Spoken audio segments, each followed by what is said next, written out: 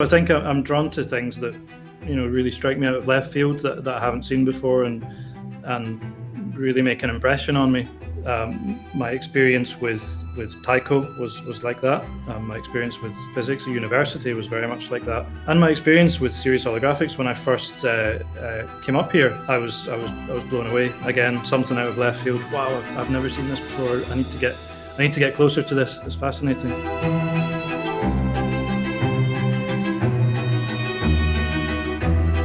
Hi, welcome to episode 3 of the Artful Engineer. Today, we are in it for a treat because we've got the Barry Jack all the way from Scotland, actually, and he's the optical engineer at Cirrus Holographics. How are you, Barry? I'm very well, Junko. Thank you for having me. So, Barry, this is a kind of a curious episode because first time I learned that you are actually quantum physicist by education. You're currently an optical engineer at a startup in St. Andrews, but you're also deep into taiko drumming. What is taiko drumming? Taiko drumming is the Japanese traditional art form of drumming. Now, taiko in Japanese means drum. So if you went to Japan and told someone you played taiko, they might say, "Oh, what, in a marching band?"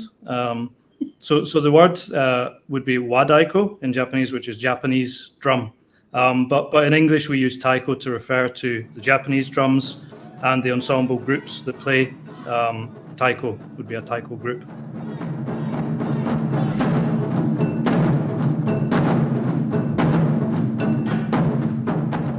So I come from Japan, and the taiko in my sphere is, as you said, if it is not marching band, it's the drum that you use in festivals or deeply embedded in Japanese religion like Shintoism, I think. How did you get drawn into taiko? So I am not a Shinto priest or a Buddhist monk. So that's not how I got into taiko. I was at university. I was walking home one night and I walked past a poster attached to a railing for a taiko performance.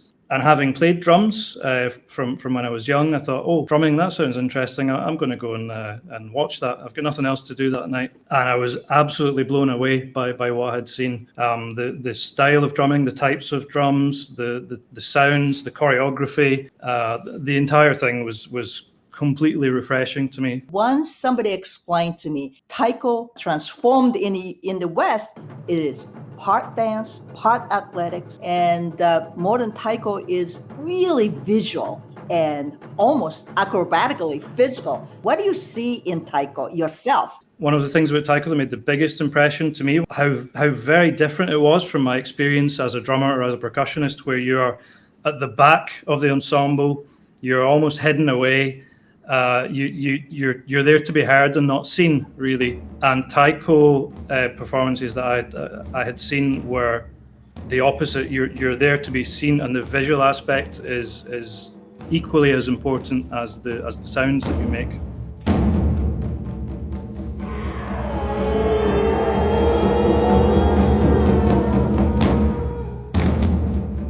In some ways, that was a challenge for me because I was so used to being sitting down in a chair at the back, hidden away from sight, and all of a sudden playing taiko, you have to be front and center, really present yourself, and it's quite an exposed position to be in.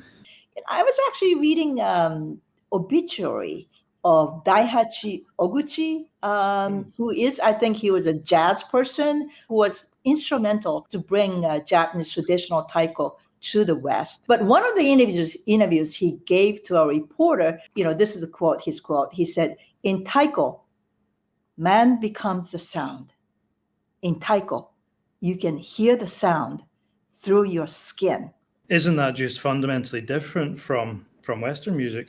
It's really such a different approach. And when I was thinking about the fundamental differences in Western drumming and in taiko, in the philosophy, my progression when I played drum kit is you learn something, You go, okay, that's great. What's next? Can I do something a bit more impressive or really cool or really, show off? I think in the West, there's this sense of, okay, I've done level 1, I want to do level 2 now. Okay, now when's level 3 coming around? And one of the philosophies that really made an impression on me with Taiko is you're never done with level 1. You're never at a point where you're so good that you're not going to learn something by learning, just going over the fundamentals again. And so when we're playing, then we could spend 20 minutes, longer, an hour, just playing single beats and focusing on, like the quote from Daihachi Oguchi, focusing on the quality of the sound and focusing on essentially your relationship to the drum. You're not just hitting the skin of a drum and making a noise. You're hitting a drum with 2 skins and a resonant body, and with fairly large sticks. So all of those ergonomics come into it. The intention, the way you approach the drum, it's almost a meditative process to some degree. Can we do a little demonstration then? That you got your Taiko, right? I've got my drum right here. Okay. Yeah.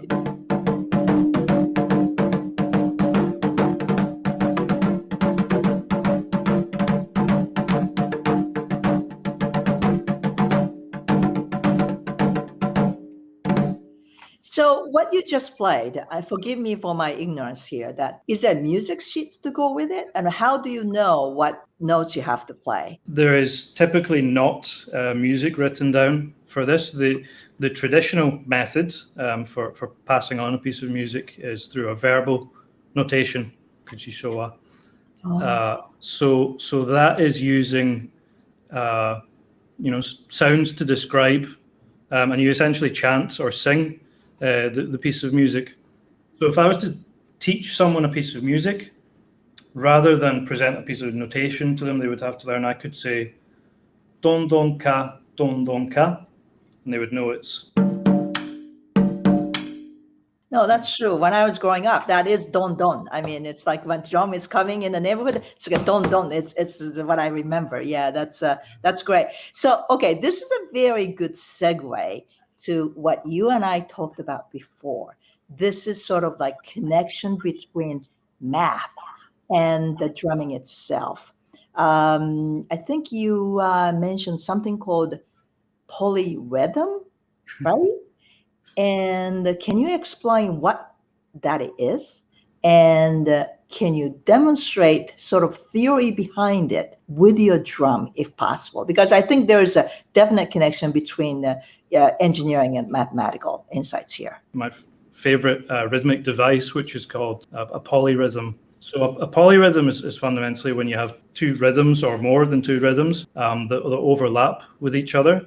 So I could play what's called a 3/2 polyrhythm, which goes like this. So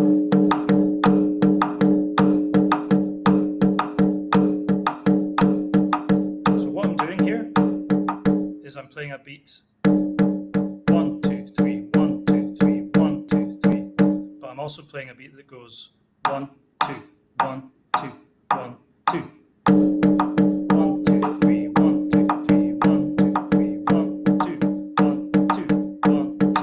This is almost like 2 different algorithms, actually, if not competing, but melding together, right? It's fascinating. You hear them a lot in music subtly, but you don't necessarily know they're there because they're not repeated over and over again. But in an ensemble of just rhythm, that can be a really interesting device to add in and really, throw in complexity. Let's talk about Barry when he was young, right? And where did you grow up? I grew up in a small town near Kilmarnock, which is on the west coast of Scotland. The closest city is Glasgow. I was about 20 minutes away from Glasgow. Last time you and I chat, you actually mentioned a movie called Brass Off.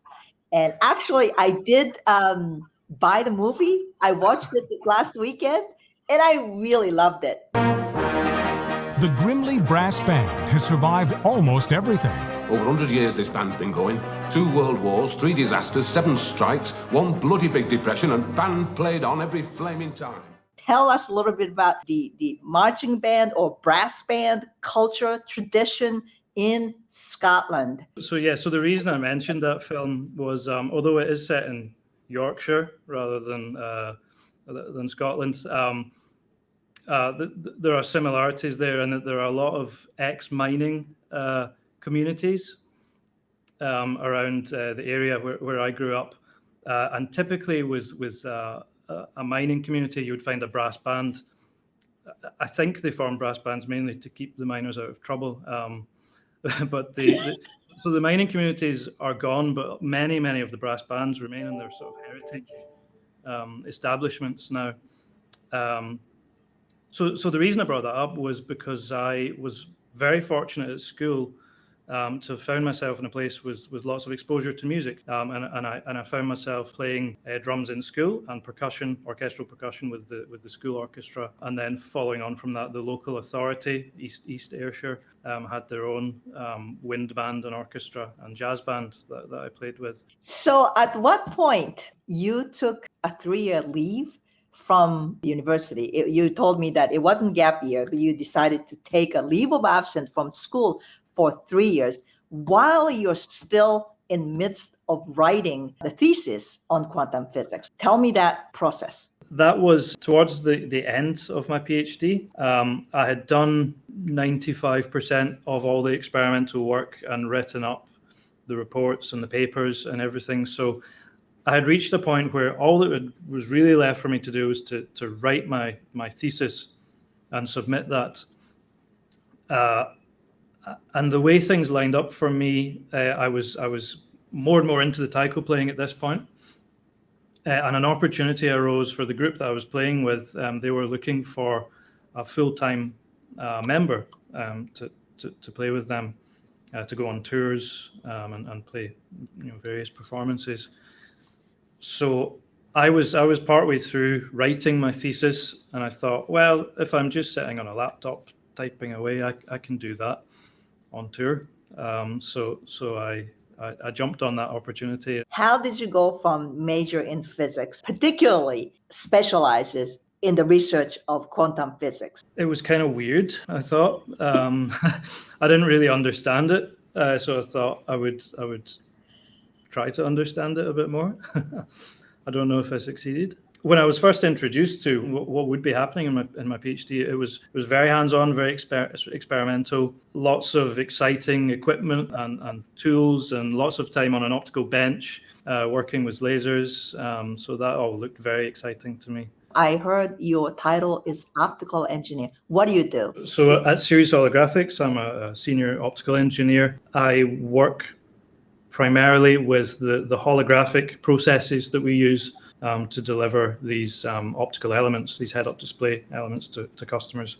So I spend a lot of time working with our holographic mastering machinery. I do a fair amount of research and development of that to improve our capabilities. Tell me if there's anything in what you are doing at work today, and how does that connect to your music experience? One of the reasons that I enjoy playing taiko is because it's fundamentally different from what I do on a Monday to Friday. So to some degree, the differences are what attract me. However, I would say in an abstract sense, there's a creative process in music. You're trying to innovate, you're trying to come up with something new. And the same is true in the work that we do here at Series. We're a holographics company. We are now heavily involved in the automotive industry, making holographic thin films integrated into windscreens for head-up display technology. And that wasn't the initial vision for Series Holographics. One of the original visions was to be an image holography company, so making nice 3D images.